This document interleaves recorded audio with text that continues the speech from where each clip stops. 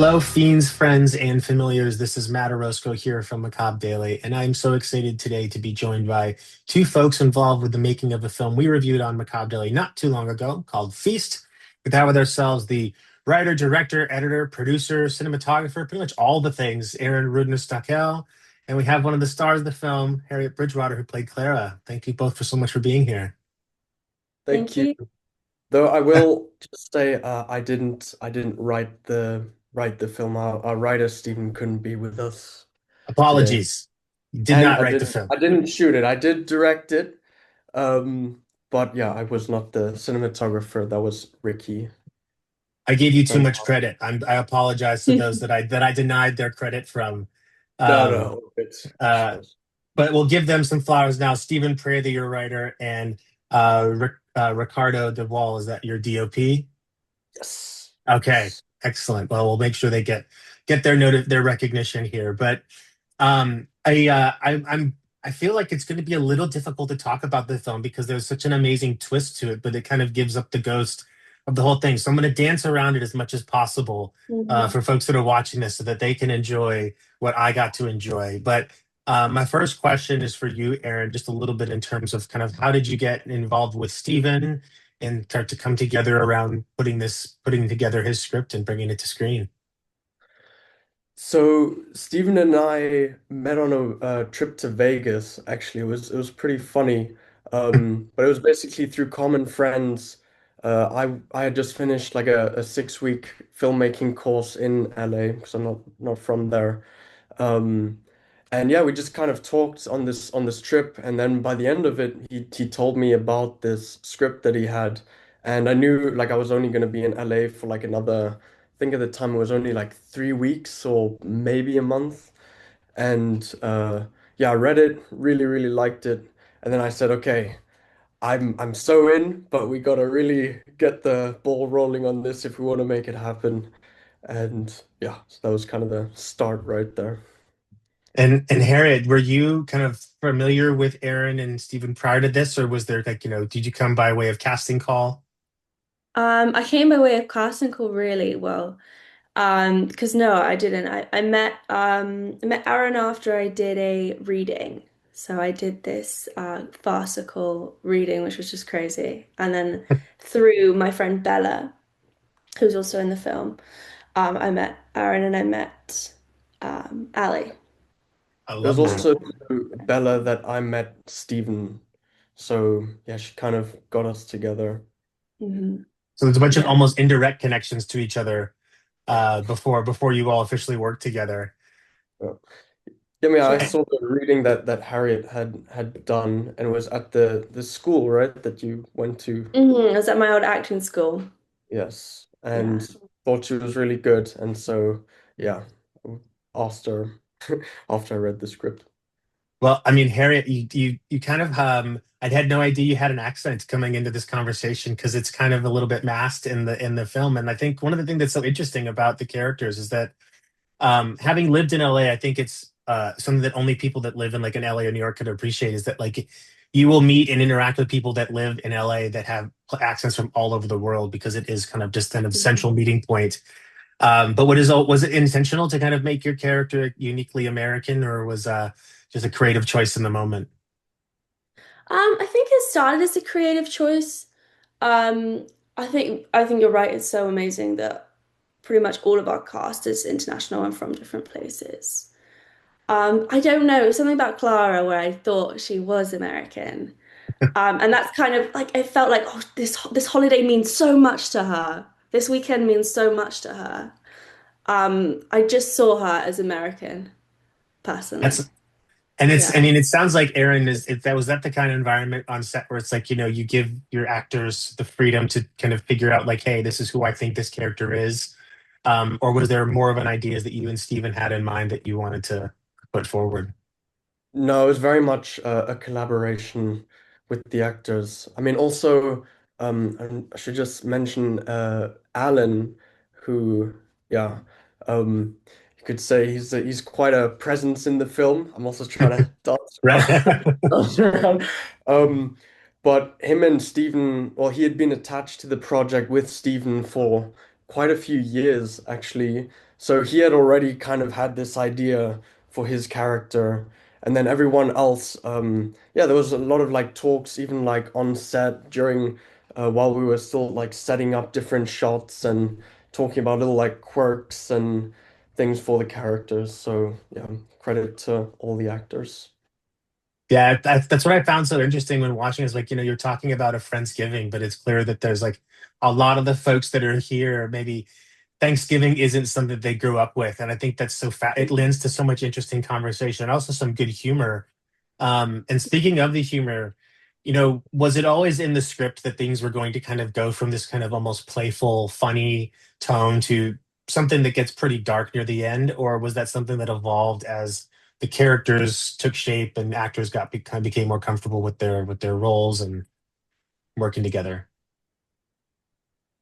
I mean, it was definitely there from the start. Like that's one of the things that I really liked about the script. There was quite a few things that, changes we made, little tweaks here and there, whether it was due to like our own constraints, but also things that we just thought could, make it better and, bring in that collaboration together. And um, Yeah. so yeah, but that hard cut from, that there's a lot of, fun kind of elements and then it goes in a different direction. Yeah, no, that was there from the start.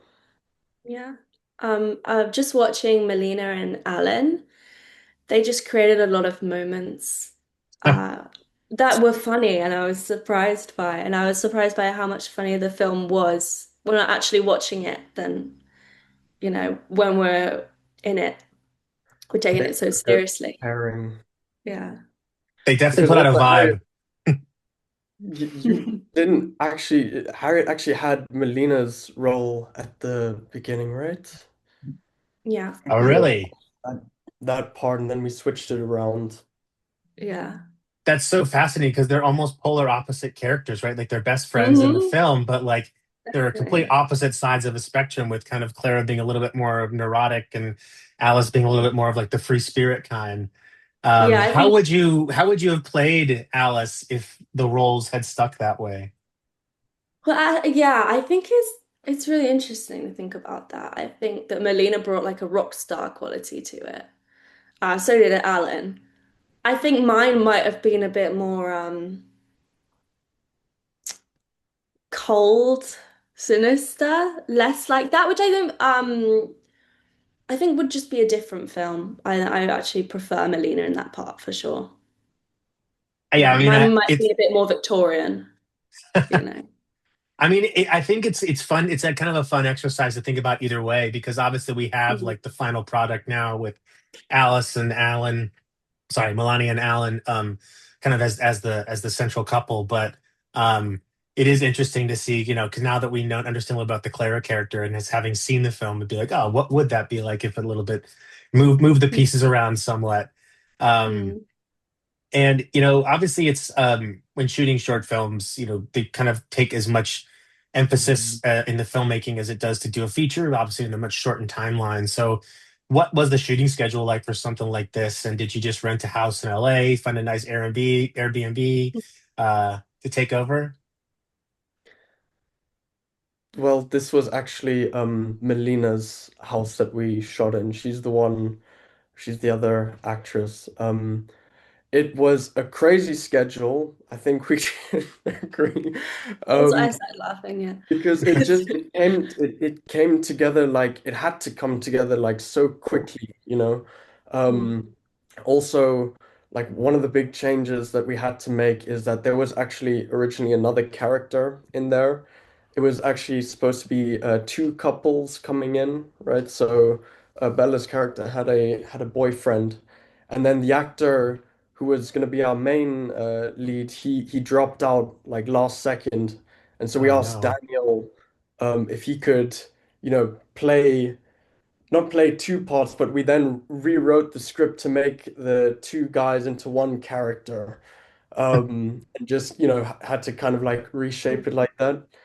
And I think because all you guys, Harriet, had like already known each other, right? Because they all from the same acting school.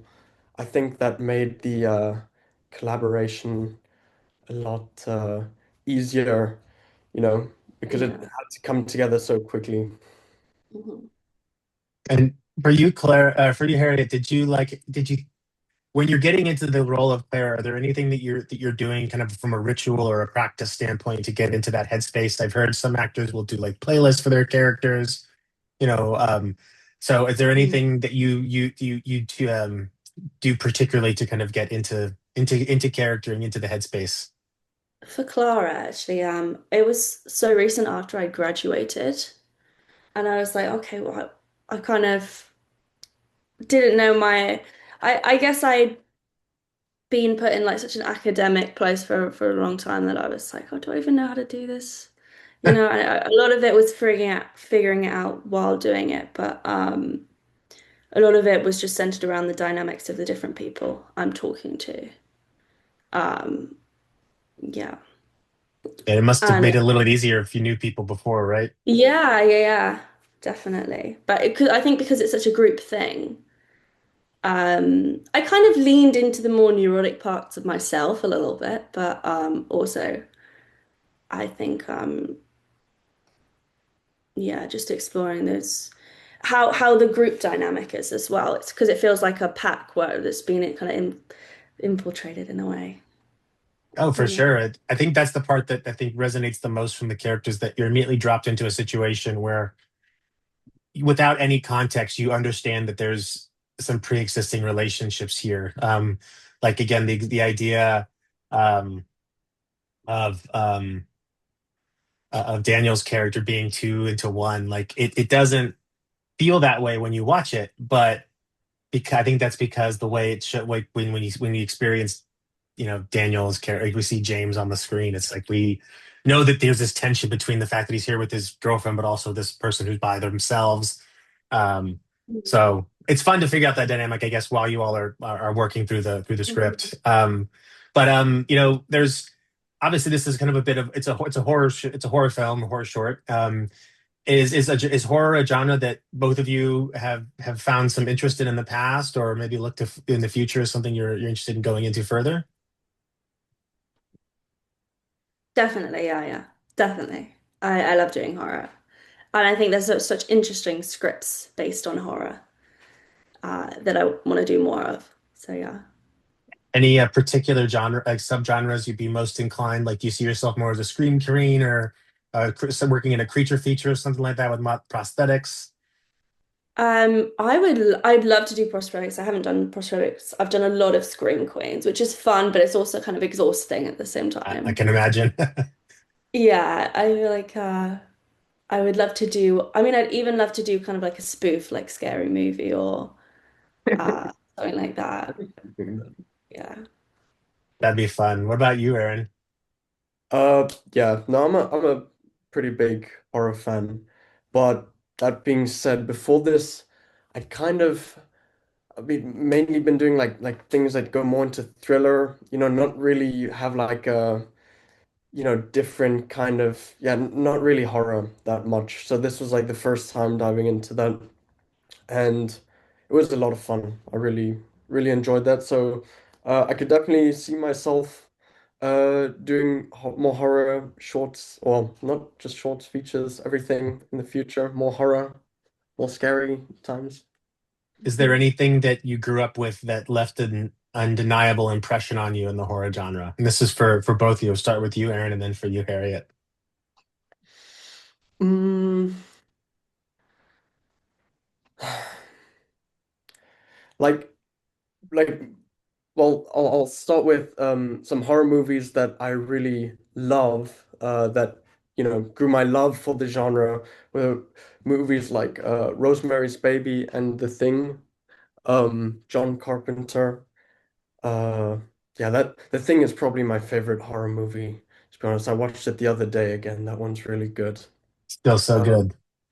yeah, I Um, yeah, I think growing up, I found everything's scary. I found like Doctor Who terrifying, but that's not a horror. Hey, I was So also wondering, Daleks are like, kind of what scared scary, all me as a right? kid, but I wasn't allowed to watch horror movies as a Yeah, I wasn't. like Michael Jackson's film, Yeah. short film. Which one is it? The one where Thriller. he, sure, that one, that one left a mark. But I mean, You it's know, not. horror, but it In a definitely took. way, yeah. I'm glad that I wasn't allowed to. They might have altered my brain chemistry if I was watching, if you're watching crazy stuff too young. I remember my family, we used to do like Friday night film.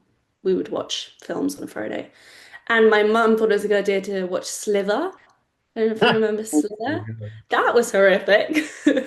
Like the one with But the James Gunn one with the aliens that James come Gunn, down. yeah, Okay, yeah, that because for a one. second I thought like Sliver. I'm like, yeah. wait, the Sharon Stone like erotic thriller. I'm like, that's an interesting family watch. But Slither, I mean, they both are. But um, did your mom Yeah. immediately have that face of regret when she put it on? Like she's like, oh my God, what have Yeah, I it kind of done? took a bit longer than it should have, honestly.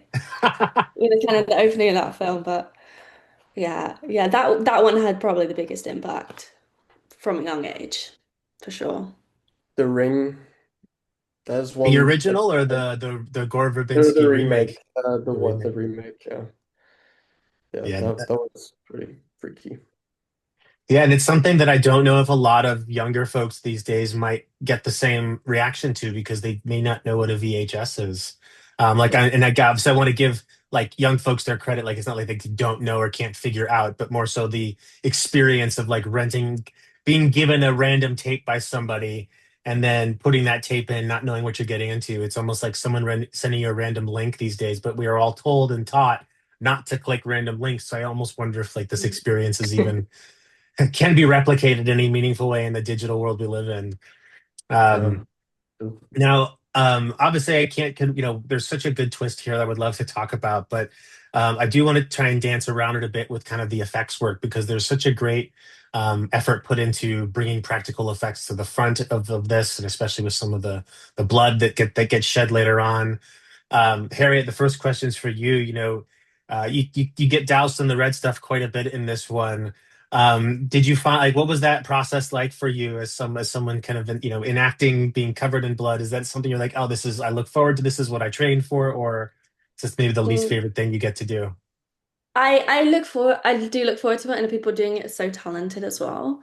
But I just don't look down because I'm a little squeamish, so just don't like looking down. It's a little sticky. But yeah, I mean, it was crazy. Uh, yeah, some of them I just didn't actually realize how they did it. Like, We had a really cool makeup and team with us.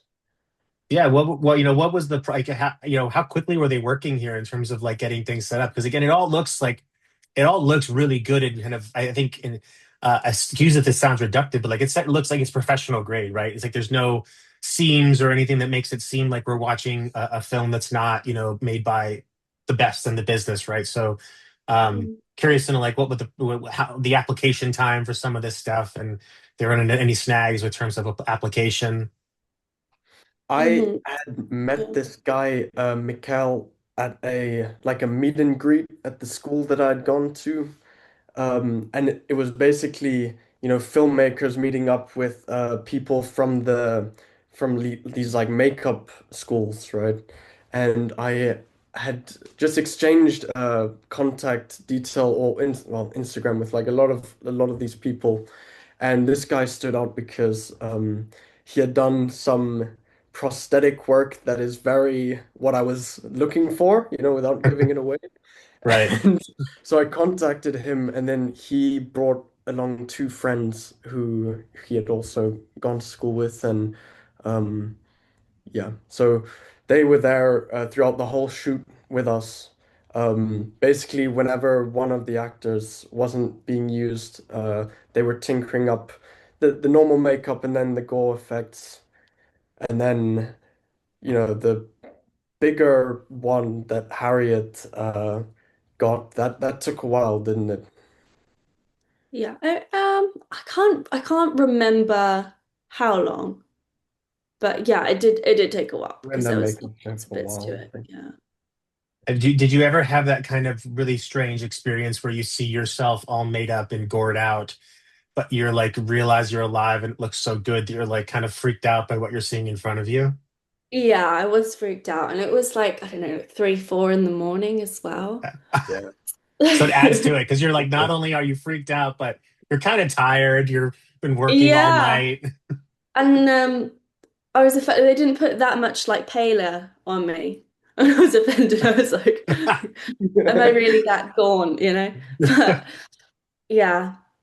Um, what was the question again? Sorry. No, I think it was more. I think it was just more a comment and conversation. But I think like I mean, Yeah. honestly, it all looks really good. And I think one of the things that's so much fun about this is that one, like with short films, they're kind of in and out, and they do it, and you do a good job of building up this nice tension, but also giving the film a perfect release of that tension. And of course, a wonderful pivot into something that's kind of tonally different, but perfectly aligned somehow with the rest of what's going on. And I think my final question for you both, just because I love to have a little fun with these, is like if you're asked to program a double feature, and let's say Feast is one of the films that they're going to show, but they're going to show a film after it or before it, what do you think would make a really fun companion film to watch alongside this? Good question. I've got one, but yeah, I Thirst, uh, Oh my God, such a good one. Park Chan-wook. No, is it Park Chan-wook? Is it? It I is think a South Korean film, but I'm not yeah. trying to use the powers of Google real quick here to Um, that one. Yeah. Mhm. I'm trying to. I yes, saw it's a Park really good Chan one. Wook, by the way. Yeah. Um, Yeah. I saw a really good one at the New That Beverly. movie is so good. I don't know. Yeah. It just make it all look so much worse by comparison. I don't know. But Oh yeah, it no. would be fun. It would be fun. The New I Beverly has think. been mentioned. One of the altars of cinema in Los Angeles. Hmm. Hmm. Um, because I saw like a 80s what's it called? B movie kind of thrasher. Double feature is really good. But I'm gonna say Tremors. Ha! Kevin Bacon. Still haven't seen Tremors. That's the first You one that haven't came seen to my mind, and I was Tremors? like, yeah. I have not. Aaron, we've got to correct this. You've got to see Tremors. Um, Mm. Harriet, I love that pick because it's kind of in a way I can almost feel the relationship between those characters is very similar to kind of the awkward friendships that exist in Feast. Mm, So kind of love that. Um, I would be remiss if I didn't answer my own question because I put you all in the hot mhm, spot. But I gotta say, either Near Dark or Lost Boys would be so much fun here. I mean, for maybe obvious or mhm, unobvious reasons, but I think there's just a vibe in terms, especially with Lost Boys. There's a coolness about Feast. You know, the characters are like the ideal cool people in LA. That you know, but and I think there's some like a coolness without being lack of a better term, like douchey, right? There's a coolness without being douches, and that exists both in Lost Boys and Feast. So they're characters you'd kind of want to see what happens to. Thank you. I'm gonna watch it because it's been on my watch list as well for ages, but I haven't seen it yet. Which Tremors, right? Or Lost Boys. and Lost Boys. Oh my goodness, Aaron, Yeah. I almost And want the other one you made, did you say Near another Dark. reference? Near Dark, yeah. Okay, so here's what we're gonna do, Aaron. Homework. You're gonna make me a promise. You're gonna watch these at some point, and when you're done watching them, we're gonna get back together and talk about them because I would love to hear your Same reaction to these movies because these are like those are movies. formative movies that I grew up with that I feel like you know, it's like sometimes you see something it's like you know this maybe isn't the world's best thing, but you forgive it because it's you grew up and saw it at such a pivotal age. So if you're up for it, Aaron, I'd love to have you back and to talk about 100%. I love talking movies. Let's go. okay. And Harry, don't want to exclude you from the fun. If you're keen to come back for a triple feature discussion, the door is open and you're more than welcome. yeah. You gotta watch Lost Boys though. Yeah, you have to watch Lost Oh, Boys. you've seen it? Hmm. A Okay. while ago, I'm but not it's embarrassed. I feel like you're really gonna like it, and I feel like when you think about your film, you'll feel good in knowing that it's in that company. Um, well, That's great. Aaron and Harriet, it's been so wonderful talking with you. I don't know, you know, is Feast available for folks to watch publicly? Is it something that'll be on the distributed at some point? What's the plan there? Yeah, so as soon as it's done with its festival run, as soon as we know that it's definitely not going to be shown in any other festivals, which I believe will be pretty soon, then we haven't talked direct, but I suspect it'll be on YouTube then. Excellent. So Well, we'd love we'll keep an eye out. to see it. Yes. We'll keep an eye out for when it's available because I'd love to share it with the world, but of course, want folks to see it at festivals if they can. So if you see Feast playing at a festival, make it a point to show up for that short block and enjoy the chaos. It's really is just such a fun, delightful, uh, and it's 7 minutes. It's the perfect amount of time to get in, get out, have a great time. So, Harriet, Aaron, I appreciate you so much for taking the time on a Sunday to speak, and looking forward to whatever you're working on next. Thanks so Thanks. much. Thank you. Thank you, you too.